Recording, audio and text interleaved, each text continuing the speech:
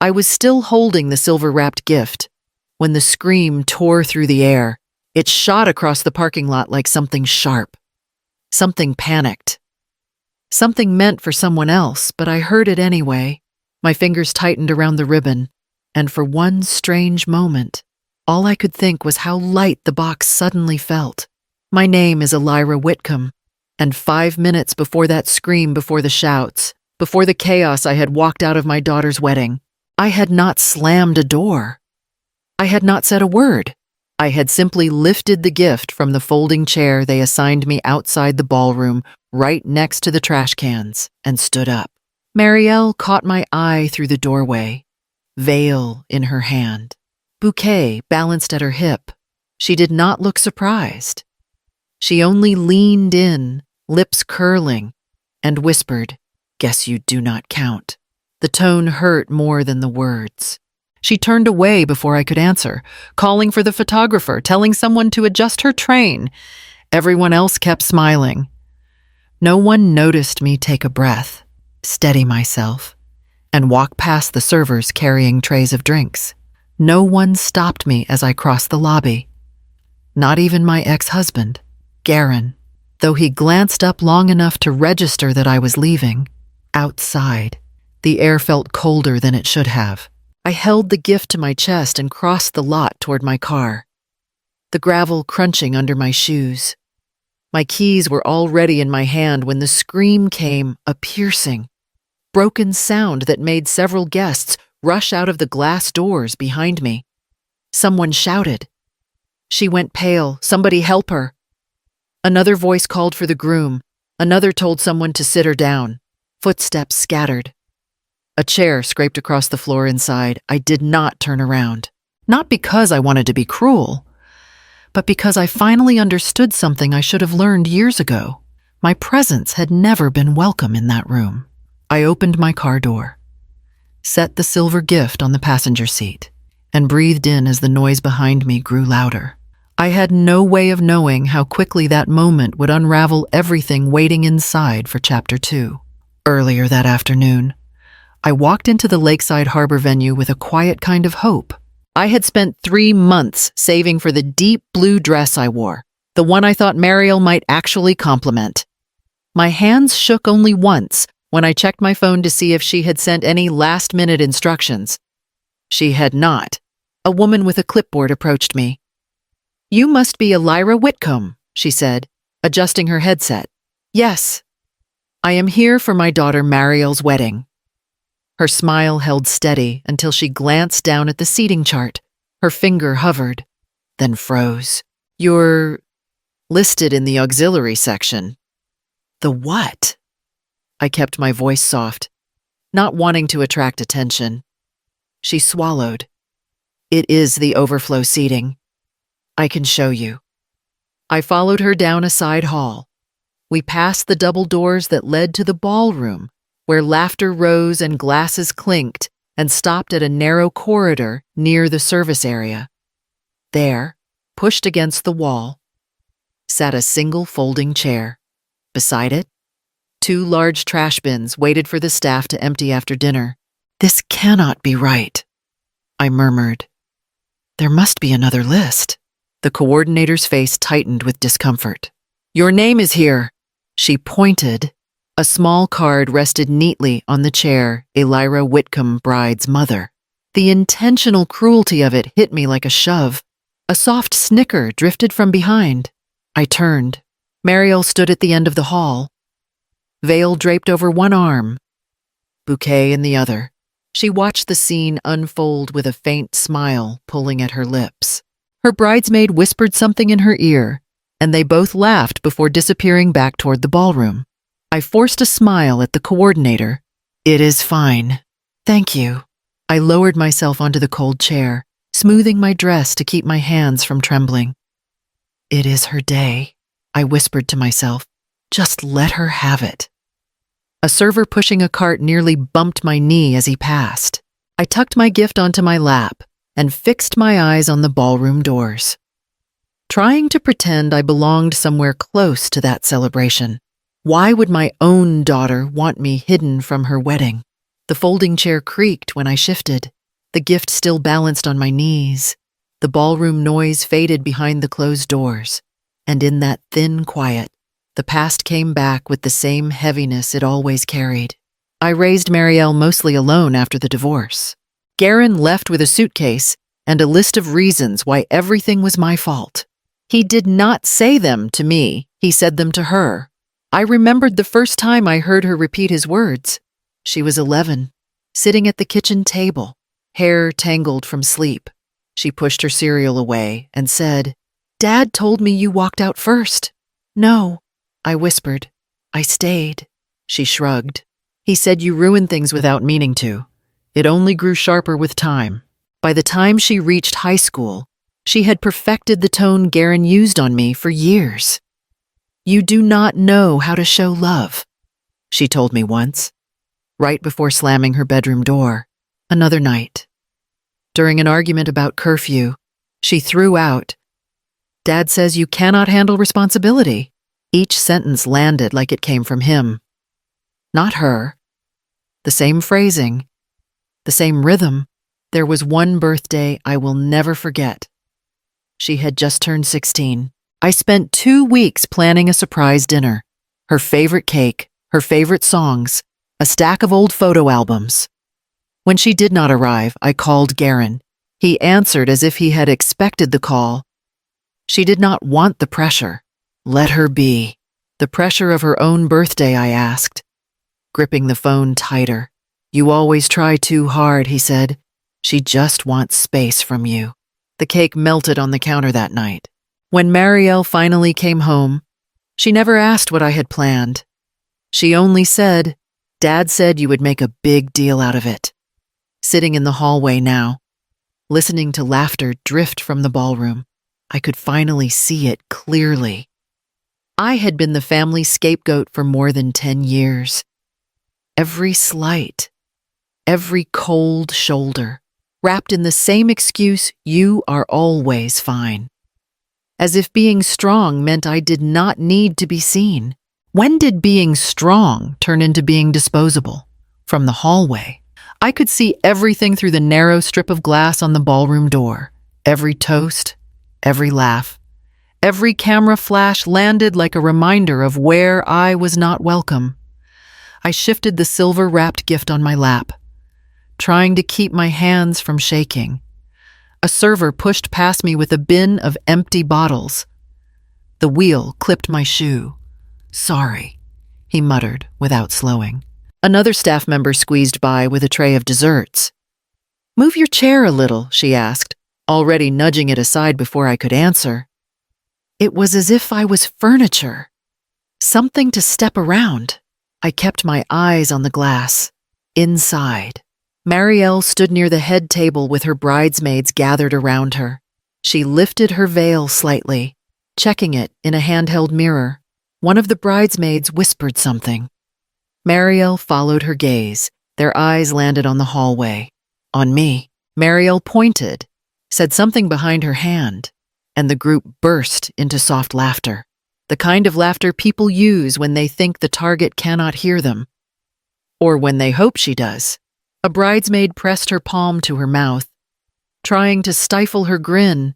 Another tilted her head like she was examining a joke. My stomach tightened. So this was not an accident. Not fear, not misunderstanding. This was chosen, planned. I gripped the gift, pressing the ribbon into my palm. The shame burned first. Hot and familiar. The same way it had burned 1,000 times before. But then something settled beneath it still. Steady. Clarity. I saw my daughter as she was, not as I kept hoping she might be. A server wheeled another bin behind me, metal rattling. I barely moved. My eyes stayed on Marielle's smile through the glass. I wondered if I even belonged at this wedding at all. Was this moment the end of something, or the beginning of my backbone? I heard the soft rustle of fabric before I saw her.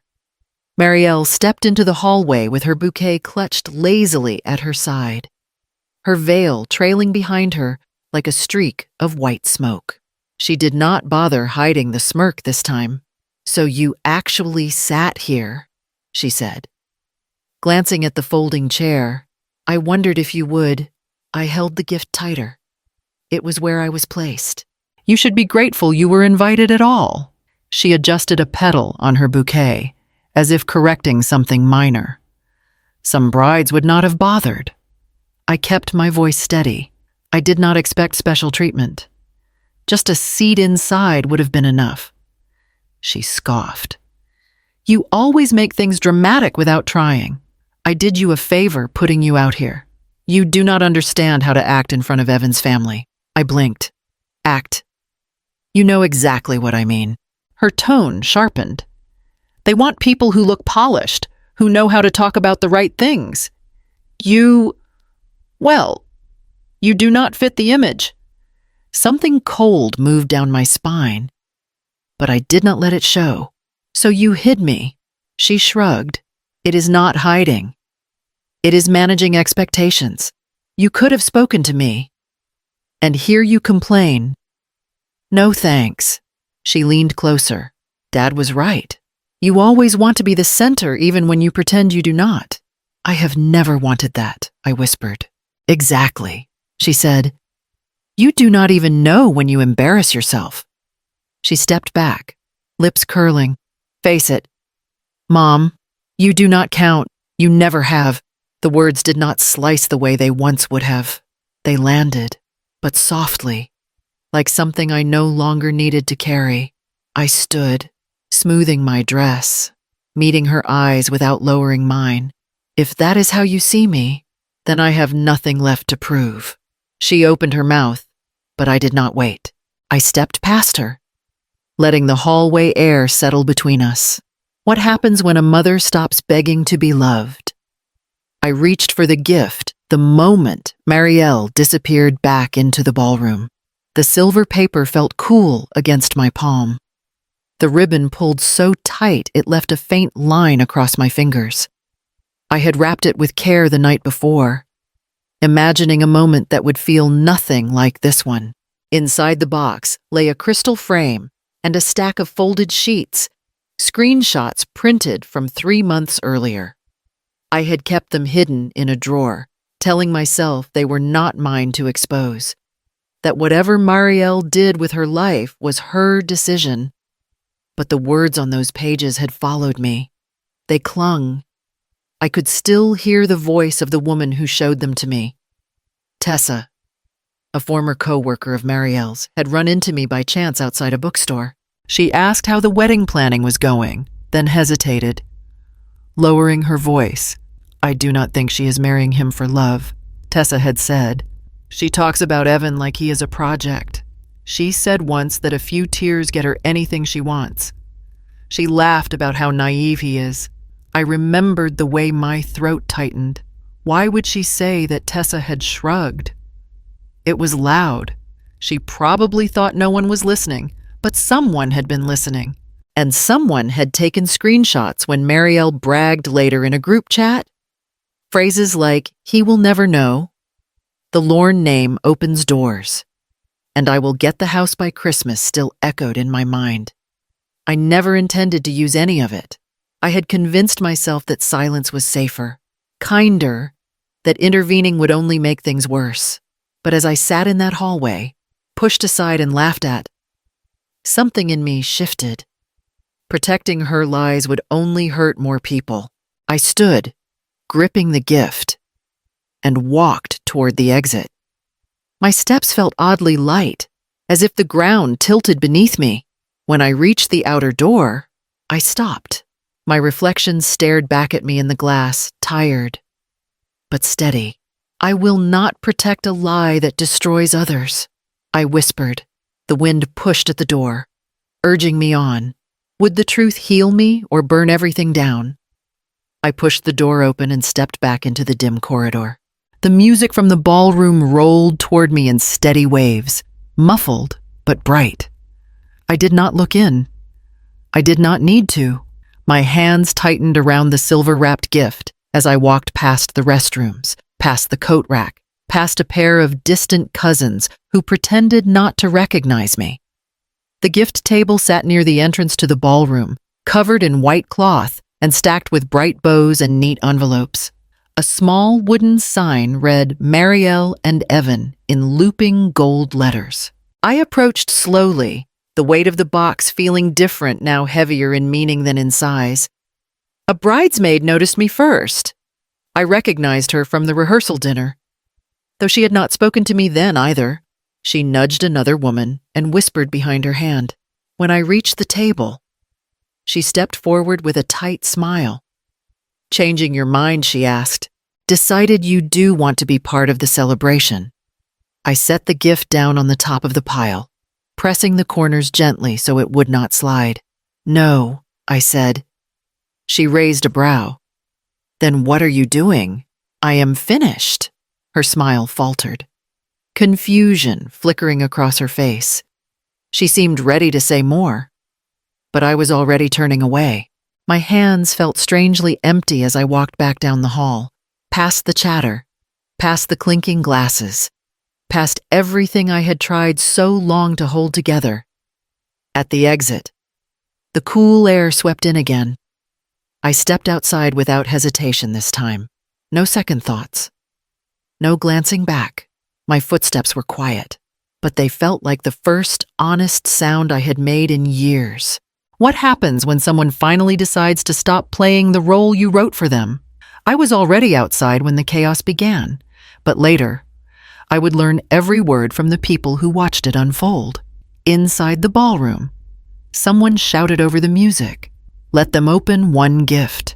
Just one before the first dance. A few guests clapped in agreement. Marielle laughed, waving her bouquet. "Fine, pick something pretty."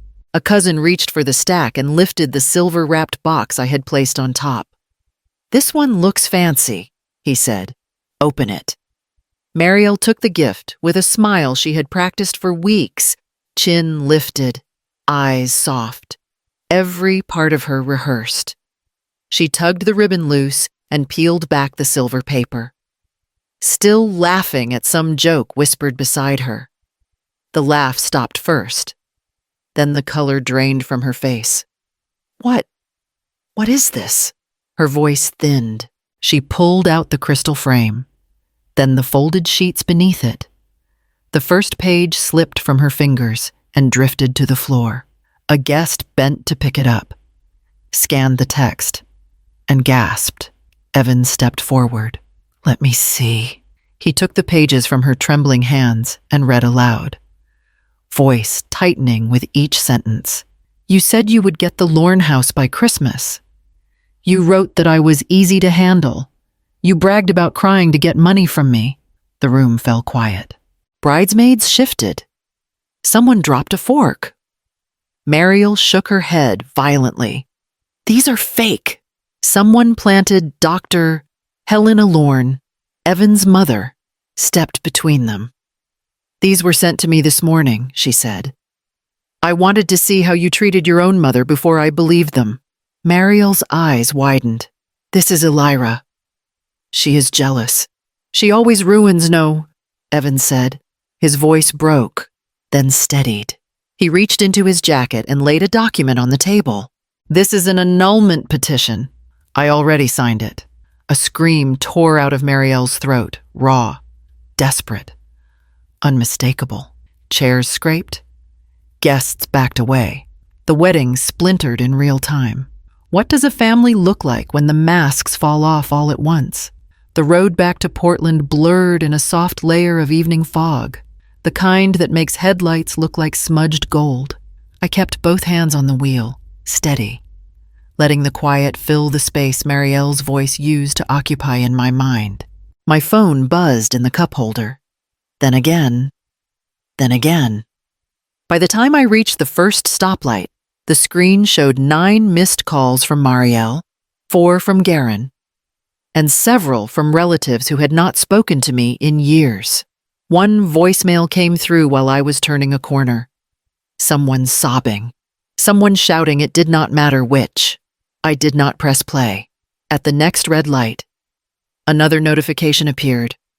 A message, not a call. Evan Lorne, Thank you for telling the truth. I wish I had learned it sooner. I exhaled slowly. Not relief. Exactly. Something quieter. Something that settled in the chest the way honesty does when it has been held back for too long. I typed nothing. I let the message sit there, glowing faintly before the screen dimmed. Traffic thinned as I turned onto my street. My small apartment came into view, porch light flickering the way it always did after a storm. I parked, shut off the engine, and sat for a moment with my hands resting in my lap. The silence inside the car felt different than the silence in that hallway. This one did not shrink me. It made space. By the time I stepped inside, the weight that had lived between my ribs for more than 10 years felt lighter, still present, but no longer defining every breath. I set my keys on the counter, slipped off my shoes, and pulled out my laptop. A coastal inn in Camden. Maine appeared on the first page of results. White rooms, quiet mornings, ocean air. I booked a full week without hesitating. I closed the laptop and leaned back, feeling the room around me settle. The calls continued buzzing in the distance. Unanswered, unneeded. If freedom is this quiet, why did it take me so long to choose it? The morning after I booked the trip, my phone lit up again this time, with news articles forwarded from relatives who had not checked on me in years. I opened one out of curiosity. Annulment filed less than 24 hours after ceremony. Another headline followed. Lorne family cuts all ties after leaked messages. Confirm motive. I set the phone aside, but it buzzed once more. A message from Garen. I may have pushed things wrong, he wrote. Marielle is a mess. You should talk to her. I typed back only one sentence. I hope she finds clarity. Then I silenced the phone. Later that week, another message arrived from a former co-worker of Marielle's. She lost the position at the firm. It read, they reviewed the screenshots. They said it reflects poorly on her integrity. No one mentioned my name. No one blamed me. Not this time. When I arrived in Camden, the innkeeper handed me a room key and said, quiet season is the best season. Her smile was gentle. And for once, I felt like someone was speaking to me, not around me. At sunrise the next morning, I sat by the harbor with a cup of coffee warming my hands.